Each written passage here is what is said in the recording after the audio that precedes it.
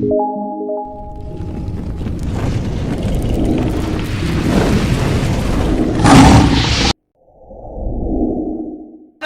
चलात अकेला रे हंसा कौन बन चलात अकेला। वाह जी वाह। कोना बन चलाता अकेला गा हंसा, कोना बन चलाता अकेला। वाह भाई।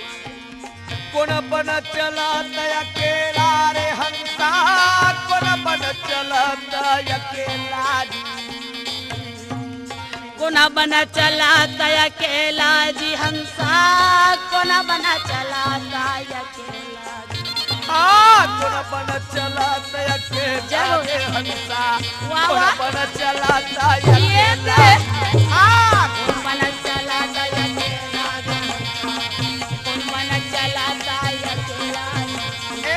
कौन बन चलात अकेला रे हंसा कौन बन चलात कैसे? अकेला।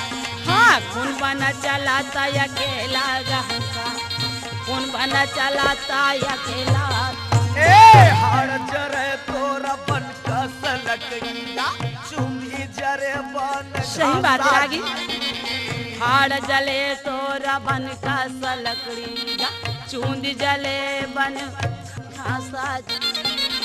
औठ मन के तरकाया हाथ जल गए मन के तरकाया हाथ जल गए धुआं उड़ाते आकाशा रे हंसा, कौन बना चलाता अकेला। कौन बना चलाता अकेला गा हंसा, कौन बना चलाता अकेला। कौन बन चलात अकेला रे हंसा कौन बना चलाता अकेला। कौन बना चलाता अकेला रे हंसा, कौन बना चलाता। घरला निकल गए तो ताड़ी तापूरी घुमरत निकल गयो हाथी जी। वाह ज्ञानी वाह, कति सुंदर बोले। हाँ घरला निकल गए तोरे ताड़ी तापूरी सही बात है भैया। निकल गयो हाथी जी। घरला निकल गए तोरे ताड़ी तापूरी झुमरत निकल गए हाथी। घरला निकल गए तो ताड़ी तापूरी घुमरत निकल गयो हाथी जी। सब का होते चार संत तोला वही कर ले गे। चार संत तोला वही कर ले गे खुला खुला देवा के माटी रे हंसा कौन बन चलाता अकेला।